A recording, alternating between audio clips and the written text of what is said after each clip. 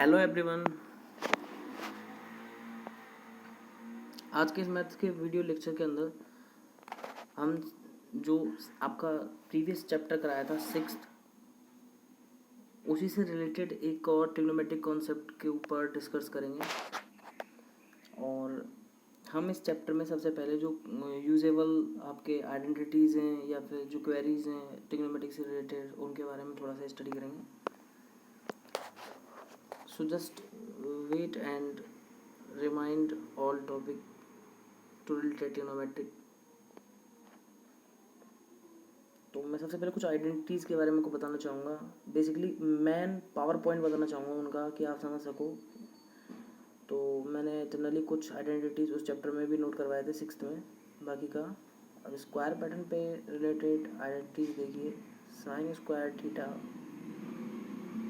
Plus cos square theta always 1 होता है।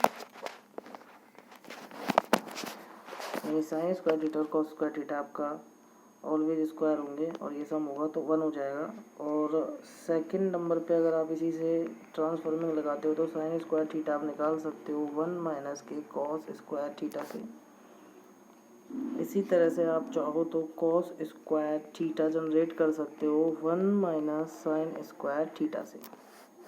तो दोस्तों जनरली आपको जो याद रखने वाला पॉइंट है वो ये है कि sign square theta plus cos square theta always 1 होता है। तो आप थोड़ा ये आइडेंटिटी जो है उसको अच्छे से याद रखें। इसी तरह से साइन और कॉस में जो रिलेशन है उसके अलावा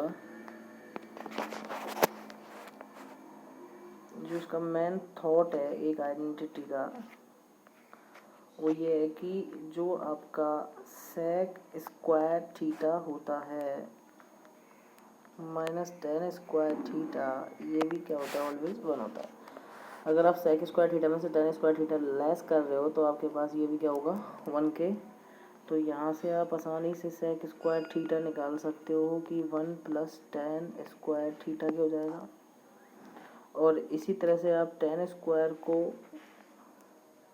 राइट हैंड की साइड रहने दो और 1 को ट्रांसफ़र कर लो तो सेक स्क्वायर थीटा माइनस 1 आपका टेन स्क्वायर का बन जाता है।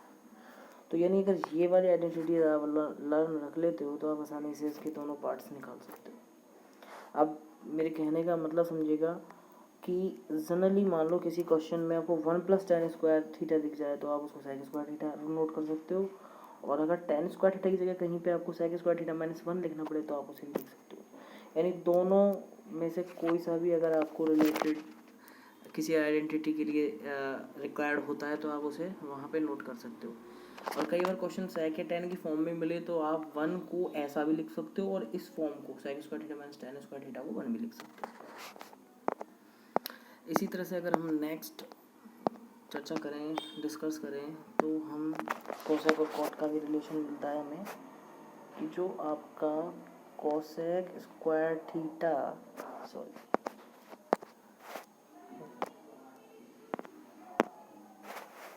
ये जो आपका cosec square theta minus cot square theta होता है ये भी किसके इक्वल होता है, 1 के। तो यहाँ से आप कोसेक स्क्वायर थीटा का वैल्यू निकाल सकते हो 1 प्लस कॉट स्क्वायर थीटा।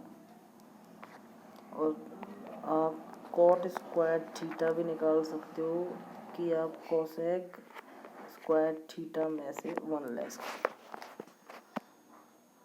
तो कोसेक स्क्वायर थीटा माइनस 1 तो कॉट स्क्वायर थीटा क्या होगा, और कोसेक स्क्वायर थीटा का निकालना चाहो तो 1 प्लस कॉट स्क्वायर थीटा।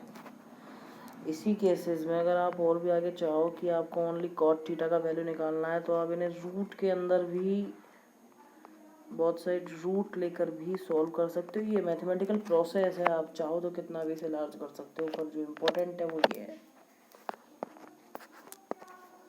इसी में अगर मैं आपसे डिस्कस करना चाहूँ तो आगे मैथमेटिकल कॉन्सेप्ट लग के बहुत सारे पार्ट्स बन सकते हैं इनके।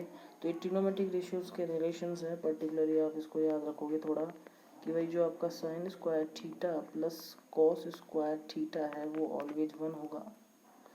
दूसरा आपका sec square theta minus tan square theta, ये भी ऑलवेज 1 होगा। और थर्ड आता है आपका cosec square theta minus cot square theta, ये भी 1 होगा। तो आप ये तीनों आइडेंटिटीज़ को अच्छे से लर्न रखो तो आप आसानी से अपने कॉन्सेप्ट सॉल्व कर सकते हो। याद रखने के लिए मैं एक लॉजिक और बता देता हूँ कि जो आपका ये देखो साइन यहाँ एस है और कॉस यहाँ सी है, तो ये जो आपके एस सी वाले होते हैं वो हमेशा प्लस में रहेंगे। आप इसको सी को भी बोल सकते हो, यानी आपका जो सी को है वो किस में है, प्लस में। और ये आपका सेटा सेटा सेक और टेन ये माइनस में है। और लास्ट वाला कोको ये आपका माइनस में है। तो आपके पास क्या क्या बन गया भाई, साइन कोज वाला है तो आप इसको तो बोल दोगे सी को, ये प्लस में है।